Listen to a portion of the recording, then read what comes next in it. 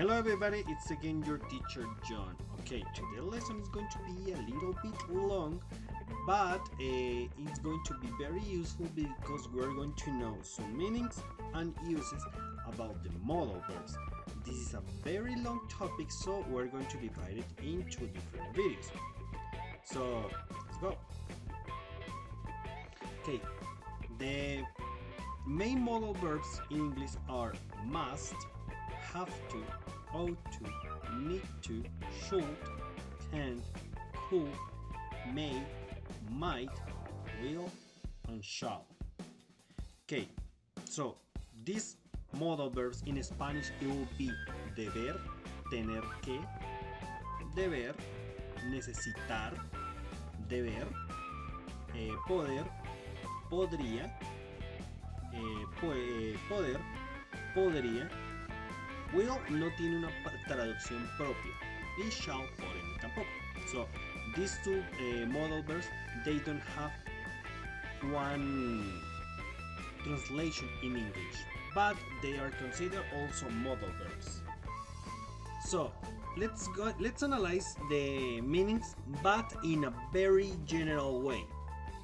So must, it is an obligation imposed by the speaker. Have to is an obligation imposed by a situation or an external obligation. Ought to is a moral obligation denoting duty, advice, or reasonable action. Need to is a necessity. Should, a suggestion or advice. Can, a possibility, ability, or permission. Could, it is a possibility in the past, also an ability in the past, and permission.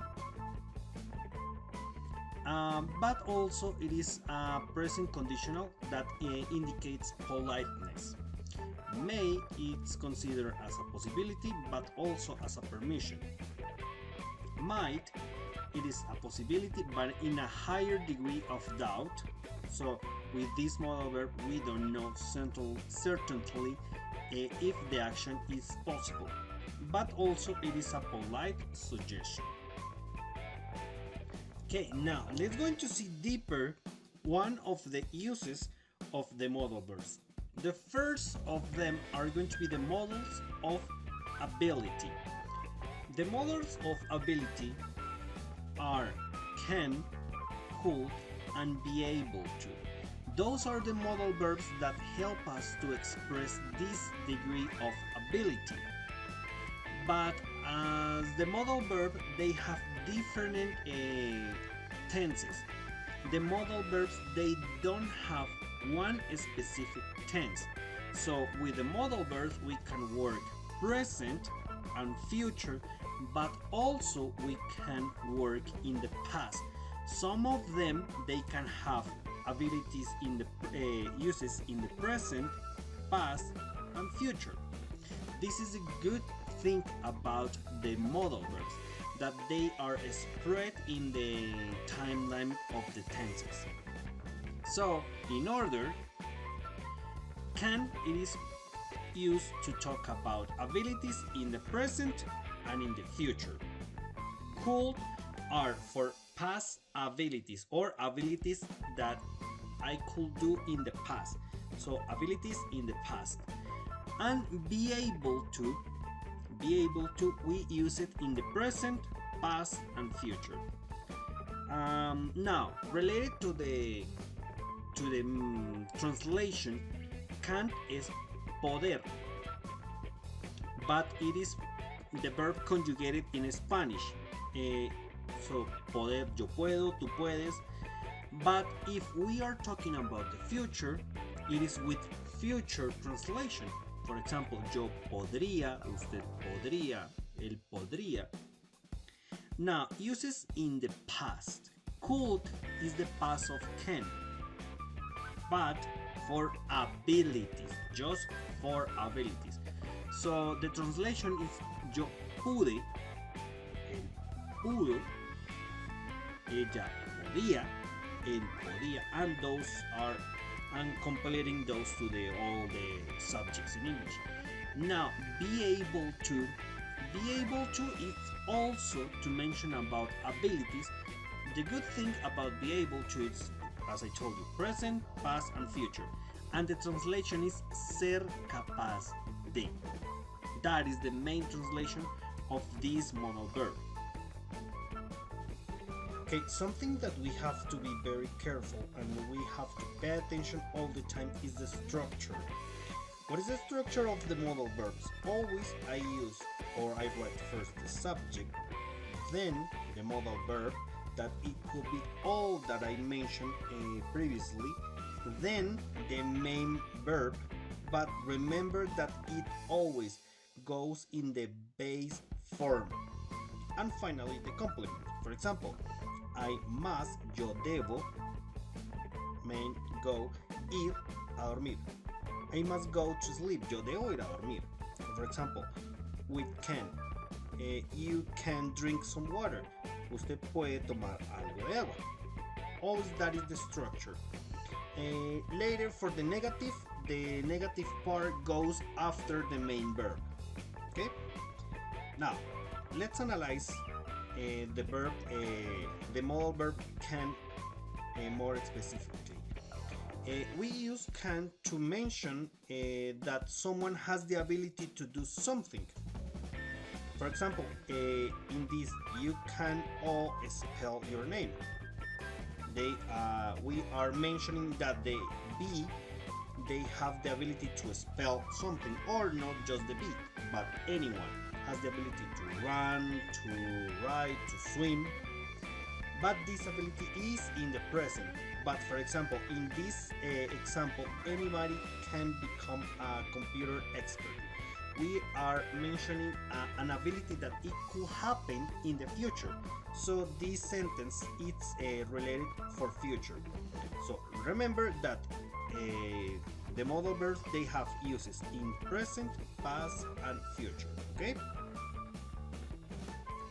As I was telling you previously, with the modal verbs we can use them as the auxiliary, so they have the ability to deny themselves. We can make the negative sentences just by adding not after the modal verb.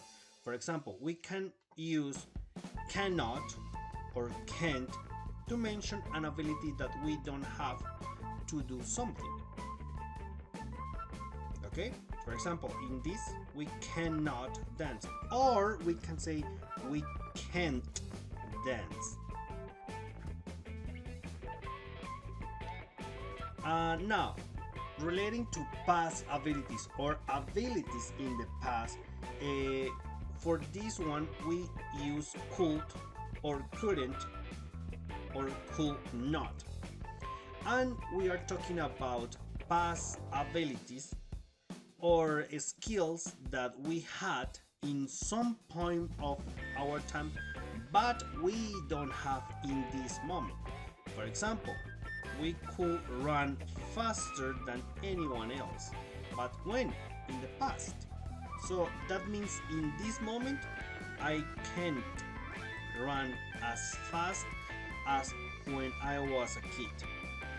And for example, a lot of them couldn't read or write. So many of them, they couldn't read. So that means in the present they can read and write. They have the ability to do something now in present, but in the past they couldn't write and or read.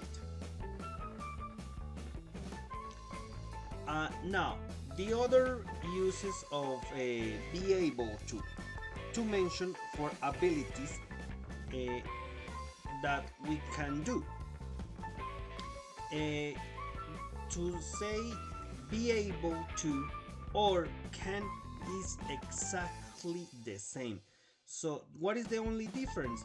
That be able to is less known than can or could. Okay, but be able to, not be able to, or being unable to, it's used to mention abilities to do something. So it is the same to say be able to or can. What is the difference? That this is more common than this, but the example is the same. For example, she was able to tie her own shoelaces. Or we can say she could tie her own shoelaces. Now, in the present, they are not able to run fast, or we can say they can't or cannot run very fast. Now, be able to, the difference with be able to and can is that can, they have its only past, that is could. Be able to, we need to conjugate the verb to be, because that is the main base of our tense, in present, in past, or in future. The present is be able to, so the past simple depend on the subject that we use. Remember that was is for I, he, she, and it, and where it is for we, you, and they. But also it is abilities that we could do in the past or in some particular situations. For example, after treatment, he was able to return to work.